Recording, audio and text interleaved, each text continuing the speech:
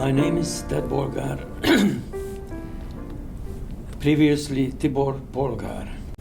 I was born in 1924 in a small town in Hungary. I was taken to Auschwitz in May 1944. From then, I was taken to Warsaw. Then a death march took me to Dachau. From there, I was taken in a smaller camp, simply one factory producing building material. One day, they took us back from the workplace and marched us back to Mühldorf, where a train waited for us. They gave us a piece of bread, and there was the engine and cattle cars, and the train started. We had no idea where or what for. There were two episodes during the trip. One was when they stopped the train next to a train of flat cars with anti-aircraft guns, and when the planes came, they started shooting the planes, and the planes started machine gunning toward them.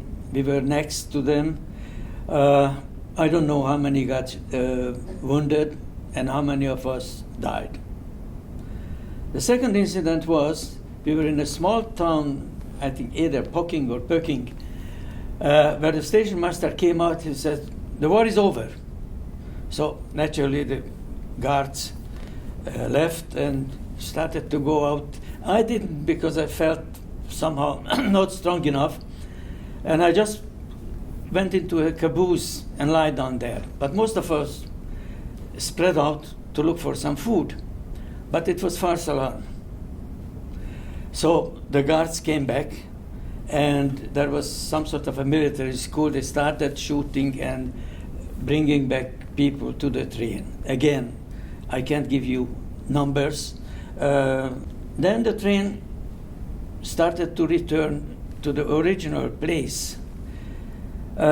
We still didn't know what was going on. Finally, it stopped at an open place near Tutzing, where suddenly the guards disappeared, and we opened these cattle cars. We saw the first U.S. troops going on the highway in their trucks. This is how we looked. That's not me, just one of my friends.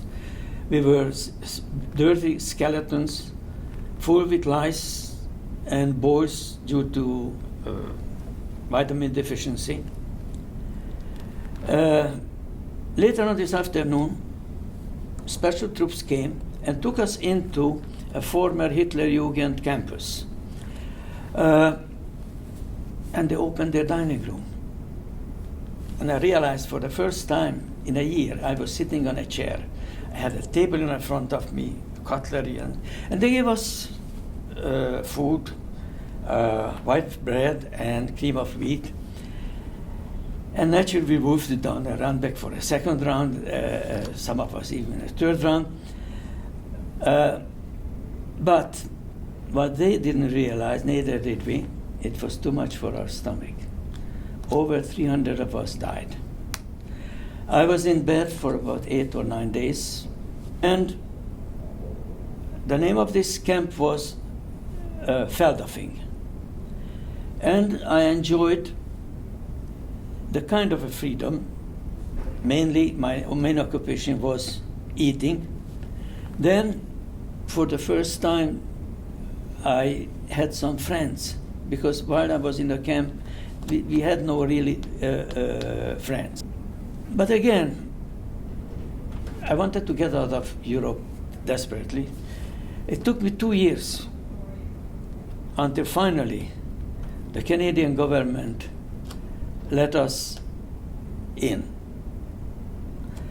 As I say, I was liberated toward the last week of the war, but I felt really free after I came to Canada. Because even in the DP camps, you were always regulated according to certain rules and so on. And as I say, I felt really free when I came to Canada. I got married, I have 2 children, 6 grandchildren, and this is my achievement in Canada.